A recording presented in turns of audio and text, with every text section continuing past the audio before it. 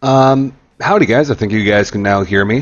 This is Impact. I haven't done anything like this in a while, but yeah, this is how I look like right now with the beard and all that. It's gorgeous, I know.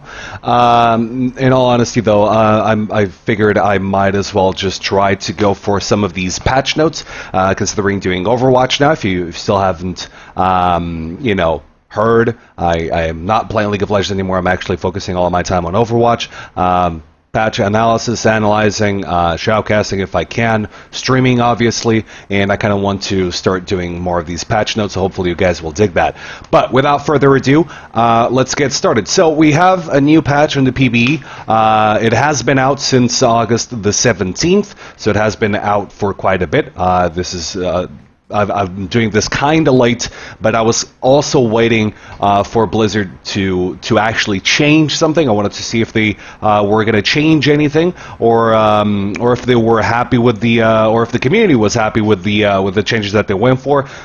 So far, no changes. These are all changes that are subject to change when they hit the live servers, but so far, this is a very good indication of where the game is going for Season 2. Now, if you want to try these changes for yourself, it's not like League of Legends PvE. You don't need to apply for an account. You can just go into your Battle.net client and change the region to PTR Overwatch. Install that. The play button should be the install button, and you're good to go. There's a copy will be made from your account, and it will be placed in the PTR. So what you do on the PTR does not transfer over to the live servers. Okay. Everything that you want to know about the PTR is all explained here. Let me just read this out loud. Will any progress I made on the PTR transfer over to the live game time? No. Live game, sorry. No. Any progression earned during the PTR, including levels, achievements, yada, yada, yada, will not transfer over to the live game. Okay. So, let's get on to this. Shall we, please? Yes? Okay. So, patch analysis. So, we're going to have Season 2. A few changes were made to the ranked system. Now, we have a much broader scale of MMR, if you will, of rankings. So instead of having 1 to 100, we now have 1 to 5k. We're also made. They also made a few adjustments to the lever penalties, top 500 system, competitive point system, and all of that. So general updates. When we can actually move on. So when activating the ultimate status, communication Symmetra now reports the number of charges left on our teleporter. This has been a request feature by the community. They actually delivered, just like the activated needs healing communication while targeting teammate. And Lucia, Mercy, and Zenyatta will now tell allies to group up to receive healing. So this is pretty cool. It's just kind of quality of life to help solo queue matches when you don't have that much coordination and you're not playing premates. Added Torbjorn as the AI control here, it doesn't really matter that much. Sit and laugh emotes are now unlockable, so more customization options pretty much. So let's get into competitive play. So skill rating is now measured on a 1 to 5,000 scale instead of former 1 to 100. So this gives you a better sense of how you're actually doing instead of giving you that rank 60, for instance, and then you get matched with other rank 60 players, and you have no idea why the hell they're there, because they're that so much better, or they're so much worse. My apologies about that, or so much worse. So it can cause some confusion at times. So that is going to help out in that regard. You now have skill rating tiers, so bronze, silver, gold, platinum, diamond, master, and grandmaster. So instead of challenger, you have grandmaster, pretty much. I mean, I could go over this. You now have skill rating decay. You have a bunch of changes, so several refinements have been made to the time bank system for Hanamura, Temple of Anubis, and Volskaya Industries. Bank system has been added to Dorado, Hollywood, Kings Road, Numbani, Route 66, and Watchpoint Gibraltar. Time granted for taking objectives on Dorado, Hanamura, Hollywood, Kings Road, Numbani, Route 66, Temple of Anubis, Volskaya Industries, and Watchpoint Gibraltar has been reduced as well. So there are a lot of changes here. The important part is they're removing coin toss. So, and they're reducing the, and having tried these changes out, I actually like it, because they're reducing they're making it so that the game rarely finishes in a draw, but they're introducing the idea of drawing games, in which case you wouldn't lose any elo, but you still get some competitive points is the currency that you then exchange for golden weapons. So it's pretty cool. If you want to read all about this, again, this website is going to be, the link is going to be down in the description, so make sure you guys check it out, because there's a lot of information here, and I kind of want to focus a little bit more on heroes instead of just focusing on all the changes that they introduced to the rank system. So, hero balance updates.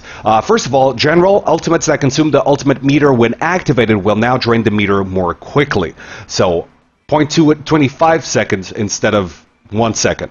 Reverted a change to reduce size of heroes' projectiles. Okay, so first part of this general update is a lot of times you would have, let's say, a Reaper just jump on top of you, and your McCree would instantly stun him so he wouldn't get any damage off of his ultimate.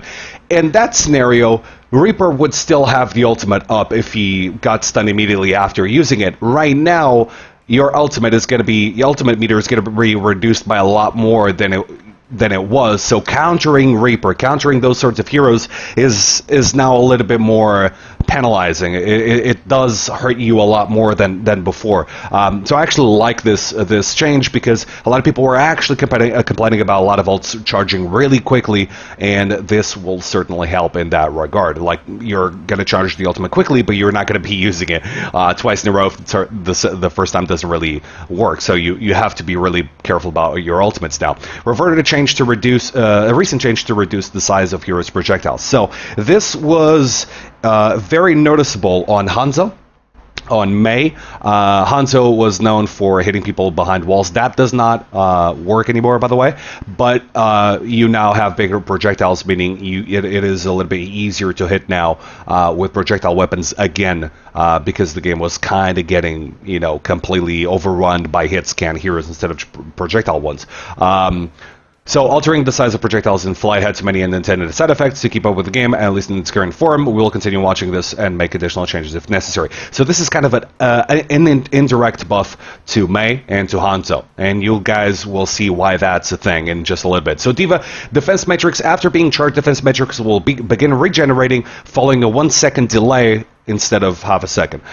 I actually think this is warranted, okay? So even though D.Va hasn't been seeing that much play, the reason for that is not because D.Va is incredibly strong. She is, and she's still getting picked, but because Zarya is so much stronger. So while I agree with this buff, nerf, I do think Zarya should have been nerfed as well, and that was not the case. I think Zarya is too strong in a lot of situations, so I think she might need a little bit of adjusting. But with that being said, I think D.Va still deserves the slight adjustment here. Now let's get on with Hanzo. So Hanzo has been the highly controversial part of this whole patch, not because it isn't warranted, but mainly because a lot of people look at Hanzo as the character that all the toxic players play, and that, no Hanzo will actually swap to something that's remotely useful. So having that aside, Hanzo, here are the facts. Hanzo is one of the least picked heroes in all of the history of competitive Overwatch. He has been picked. He was picked first just for the scatter arrow cheese, and then he started getting picked because of the hitbox. That was nerfed, and nowadays he gets picked in maps like Dorado or King's Row when the scout arrow just has a lot of value, at least in the first point. With that being said, though, not a lot of players actually pick Hanzo. He rarely sees any competitive play, if ever. So I definitely think a Hanzo buff is warranted. So what they decided to do was increase... actually, Hanzo will now experience a 30% decrease in speed while aiming. So you're still slowed when you're aiming, just not as much. And then maximum projectile speed has been increased by 30%, meaning arrows will get to your target a lot faster, meaning Hanzo is a lot more precise now. The damage is still the same, and let's not forget about the change in hitbox that they went for. So I definitely think this is going to make Hanzo's incredibly annoying. But again, it is a hero that, whether you want to admit it or not, still relies only on aiming and prediction. So, I still think the buff is warranted. I kind of want to see where this is going. I hope the community doesn't really rise up against the latest Hanzo buffs, because I really want to see this happen. I really do. And again, not because I love playing Hanzo. I do. I may be a little bit biased when I say this, but I want to see more heroes in competitive play. And I think Hanzo, really well played Hanzo, is just beautiful to watch. So that's just me. So Mei also got 3 buffs. One was the indirect buff that we talked about earlier, the hitbox one. And then Blizzard projectile now pierces barriers. Radius has been increased from 8 meters to 10 meters. Meaning, Blizzard is the ultimate, by the way. When you threw your ultimate through Reinhardt's shield, you couldn't, because it would bounce off. The effect would still bypass the shield, but it wouldn't go over the shield. Now it does. Okay, so it goes through shields. Bear in mind, it goes through barrier shields, not D.Va's, crazy stuff, Matrix, whatever. So it still gets absorbed by that, but you can now throw it behind a Reinhardt and just wreak havoc, which by itself would be an amazing buff, but they're also increasing the radius by 2 meters. And this is a lot. I cannot express how much more powerful Mei's ultimate has become. You will see this.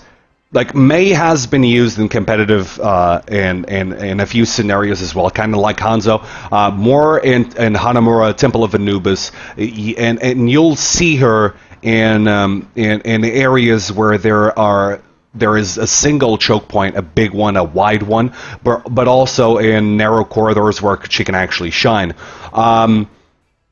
Hanamura, Temple of Anubis have just that, but the new map, Akenwald, I'm completely mispronouncing the name there, but is also like that, at least in the first point. So Mei is definitely going to shine there. Add that to kind of a small capture point, the ultimate is going to cover the entire thing, and you're going to have a really hard time actually capping.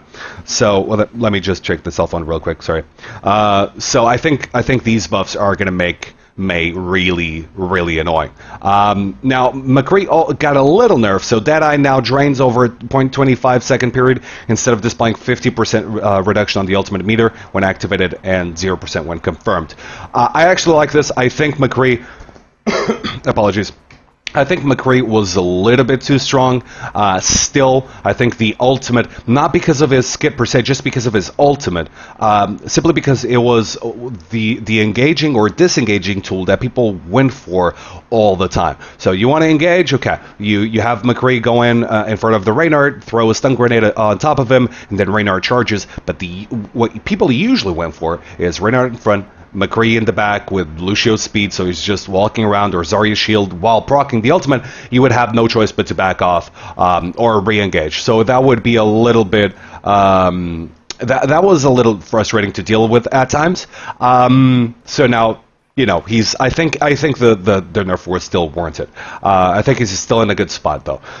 So Mercy got buffed, not by a little bit either. So healing per second has been increased by 20%. So that's pretty self-explanatory. And then you have the resurrect. Resurrected allies will now be able to maneuver after 2.25 seconds, reduced from 3 seconds. So this is just it's a big buff. Okay. It's a big buff that may make other heroes come back to the meta again. I wouldn't be so surprised to see Pharah come back to the meta now that Mercy and McCree is weaker and Mercy is stronger. So you could very well start to see that combo coming back, the res as well. The thing is, I feel like Mercy wasn't getting picked a lot. Mostly because of how strong Lucio and Zenyatta were. They were both nerfed. We're going to get to that. So I'm thinking Mercy could still make her way back to the standard, to one of the top 2, top 3 supports in competitive play or high elo. But it's we'll see where it goes, but I like that they're bringing Mercy back. I don't like the buff on the ultimate. I think Mercy's relied too much on the ultimate, and the kit relies too much on the ultimate. And I don't really dig that too much, but that's just my personal preference. I'm glad Zenyatta is probably not going to be in every single match now, though. Now, another controversial change was Genji. So Genji got nerfed, and not to the ground, okay? I'll go through that in a little bit. So double jump no longer resets when wall climbing. You'll notice this especially in control points, because in control points, in King of the Hill, you would just climb walls, double jump, climb walls, double jump, so you'd get the reset, and you'd be really, really slippery. And in control points, that's like especially useful, right? So that does no longer works. Dash no longer deals damage to traps like Widowmaker's Venom Mind or Junkrat's Steel Trap. No longer bypasses Junkrat's Steel Trap. So I don't think this is that big of a deal, to be completely honest. I don't think this is that big of a deal, but it's something that is kind of an indirect buff to Widowmaker and kind of an indirect buff to Junkrat as well. I don't feel like Widowmaker needed a buff against Genji, but it's certainly there. It certainly helps her out a little bit. Swift Strike no longer interrupts, so the shift no longer interrupts quick melee attack. So a lot of you guys may not know, one of the combos that you'd go for Genji would be a double animation cancel. So you'd go for the right click, for the three shurikens at the same time.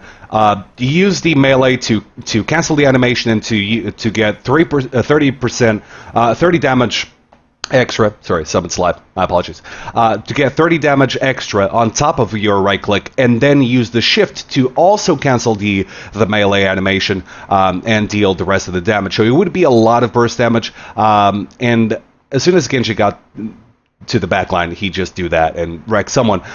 So that no longer works. I think that still works in Ultimate, or at least I've heard, but you don't really want to use melee in Ultimate for him, I don't think. So in any case, yeah, that's probably the most significant nerf. Actually, it's not. It's the second one, because Dragon Blight, the duration of Genji's ultimate, got nerfed by 2 seconds. So the thing is, Genji is now more reliant on actually poking at long range and then going in for the kill, or having someone in the back line dealing damage like a soldier, like a McCree, and then going in for the finish off, getting the reset on the dashes, and just wreak havoc anyway. Genji is by no means weak right now. He's still hella strong, and you're still going to see him allied to Zenyatta's, to Zarya's, and all that.